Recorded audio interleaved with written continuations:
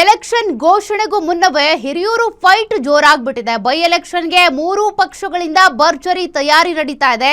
3 ಪಕ್ಷಗಳಲ್ಲೂ by ಎಲೆಕ್ಷನ್ಗೆ ಅಭ್ಯರ್ಥಿಗಳ ಆಯ್ಕೆ ಪ್ರಕ್ರಿಯೆ ಈಗ ಜೋರಾಗಿನೇ ನಡೀತಿದೆ.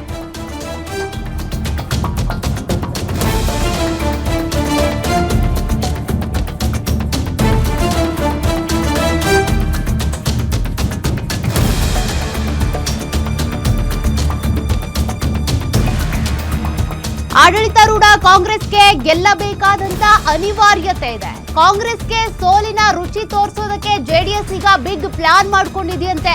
ಹಿರಿಯೂರು ಉಪಚುನಾವಣೆ ಗೆಲ್ಲೋದಕ್ಕೆ ಜೆಡಿಎಸ್ ತಂತ್ರಗಾರಿಕೆಯನ್ನ ಹಿಡಿತಾ ಇದೆ. ಗ್ಯಾರಂಟಿ ನ್ಯೂಸ್ ನಲ್ಲಿ ಜೆಡಿಎಸ್ ತಂತ್ರಗಾರಿಕೆಯ ಎಕ್ಸ್ಕ್ಲೂಸಿವ್ ಸುದ್ದಿ. ಹಾಗಾದ್ರೆ ಜೆಡಿಎಸ್ ಯಾವ ರೀತಿಯಾಗಿ ತಂತ್ರಗಾರಿಕೆಯನ್ನ ಹೆಣೆದಿದೆ?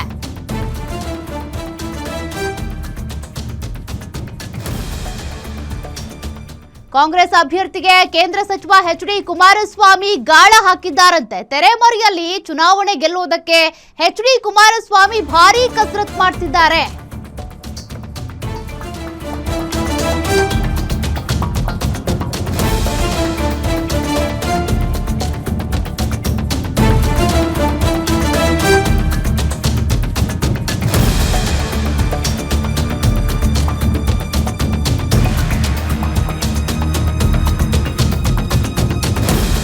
ಹಿರಿಯೂರು ವಿಧಾನಸಭಾ ಕ್ಷೇತ್ರದಲ್ಲಿ ಗೆಲ್ಲಬೇಕು ಅಂದ್ರೆ ಕುಂಚಿಟಗ ಕಾಡುಗೊಲ್ಲ ಮತಗಳೇ ನಿರ್ಣಾಯಕ.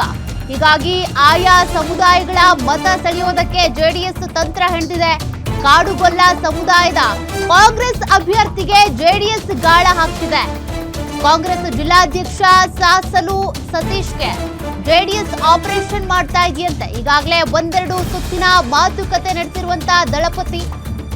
ಇನ್ನು ಕಳೆದ ಎಲೆಕ್ಷನ್ ನಲ್ಲಿ ಶಿರಾಗೆ ಪ್ರಬಲ ಟಿಕೆಟ್ ಆಕಾಂಕ್ಷಿಯಾಗಿದ್ರು ಸತೀಶ್. ಆದ್ರೆ ಹಿರಿಯ ನಾಯಕ ಟಿ.ಬಿ. ಜಯಚಂದ್ರ ಪಾಲಾಗಿತ್ತು. ಆಗ ಕಾಂಗ್ರೆಸ್ ಟಿಕೆಟ್ ಅವ್ರಿಗೆ ಸಿಕ್ಕಿರ್ಲಿಲ್ಲ. ಹೀಗಾಗಿ ಪಕ್ಷದಲ್ಲಿ ಸ್ಥಾನಮಾನ ಸಿಗದೇ ಇರೋದಕ್ಕೆ ಅಸಮಾಧಾನವೂ ಇದೆ. ಕಾಂಗ್ರೆಸ್ನ ಅಸಮಾಧಾನದ ಲಾಭ ಪಡೆಯೋದಕ್ಕೆ ಈಗ ದಳಪತಿಗಳಿಂದ ದಾಳ ಉರುಳಿಸಲಾಗ್ತಾ ಇದೆ. ಹಾಗಾದ್ರೆ ಈ ಒಂದು ಜೆಡಿಎಸ್ನ ಆಪರೇಷನ್ ವರ್ಕೌಟ್ ಆಗಬಹುದಾ? ಇಲ್ಲಿ ಕುಂಚಿಟಿಗ ಮತ್ತು ಕಾಡುಗೊಲ್ಲ ಸಮುದಾಯದ ಮತಗಳನ್ನ ಸೆಳೆಯುವಂತ ತಂತ್ರಗಾರಿಕೆಯನ್ನ ಎಚ್.ಡಿ. ಕುಮಾರಸ್ವಾಮಿ ಅವರು ಮಾಡ್ತಿದ್ದಾರೆ.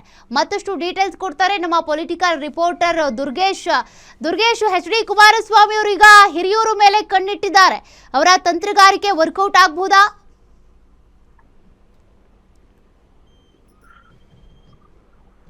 ಸೌಖ್ಯ 2028ರ ಚುನಾವಣೆಗೆ ಮುನ್ನವೇ ಬಂದಿರುವಂತದ್ದು ಹಿರಿಯೂರು ಉಪಚುನಾವಣೆ. ಈ ಒಂದು ಚುನಾವಣೆಯಲ್ಲಿ ಕಾಂಗ್ರೆಸ್ಗೆ ಸೋಲಿಸಬೇಕನ್ನುವ ನಿಟ್ಟಿನಲ್ಲಿ ಓಡ್ತಾ ಇರುವಂತದ್ದು.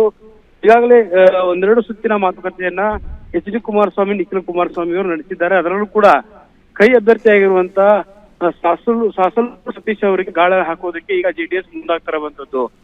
ಪ್ರಮುಖವಾಗಿ 2023ರ ಚುನಾವಣೆಯಲ್ಲಿ ಕಾಂಗ್ರೆಸ್ನ ಶಿರಾ ಟಿಕೆಟ್ ಆಕಾಂಕ್ಷಿಯಾಗಿದ್ದಂತ ಸಾಸಲು ಸತೀಶ್ ಅವರು ಕಾಡುಗೊಲ್ಲ ಸಮುದಾಯವನ್ನ ಮಾಡ್ತಾರೆ. ಹಾಗಾಗಿ ಕಾಡುಗೊಲ್ಲ ಸಮುದಾಯದ 30-40 ಸಾವಿರ ಮತಗಳು ಹಿರಿಯೂರು ಕ್ಷೇತ್ರದಲ್ಲಿ ಇದ್ದಾವೆ. ಜೊತೆಗೆ ಈ ಒಂದು ಕಾಡುಗೊಲ್ಲ ಮತ್ತೆ ಕುಂಚಿಗ ಸಮುದಾಯದ ಮತಗಳನ್ನೇ ಸೆಳೆಯುವ ನಿಟ್ಟಿನಲ್ಲಿ ಎಚ್.ಡಿ.ಕೆ ಈಗ ದೊಡ್ಡ ಮಟ್ಟದ ತಂತ್ರವನ್ನ ಹೇಳ್ತಾ ಇರುವಂತದ್ದು.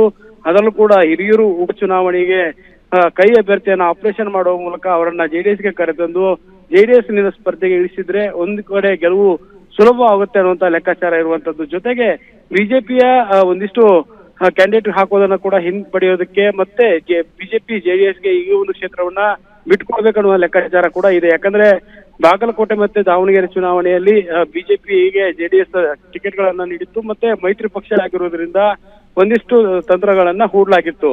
ಹೀಗಾಗಿ ಜೆಡಿಎಸ್ ಇಲ್ಲಿ ಸಾಸಲು ಸತೀಶ್ ಅವರಿಗೆ ಮಣೆ ಹಾಕುವ ಮೂಲಕ ಕಾಂಗ್ರೆಸ್ಗೆ ಸೋಲುಣಿಸುವಂತ ತಂತ್ರವನ್ನ ಹೂಡ್ತಾ ಇದೆ. ಒಂದು ಕಡೆ ಕಾಂಗ್ರೆಸ್ನಿಂದ ಸಾಕಷ್ಟು ಸಾಲು ಅಭ್ಯರ್ಥಿಗಳು ಕಣಕ್ಕೆ ಇಳಿಯೋದಕ್ಕೆ ಮುಂದಾಗ್ತಿದ್ದಾರೆ. ಪೂರ್ಣಿಮಾ ಶ್ರೀನಿವಾಸ್ ಆಗಿರ್ಬೋದು, ಬೇರೆ ಬೇರೆ ಹೆಸರುಗಳು ಕೂಡ ಕೇಳಿ ಬರ್ತಾ ಇದೆ.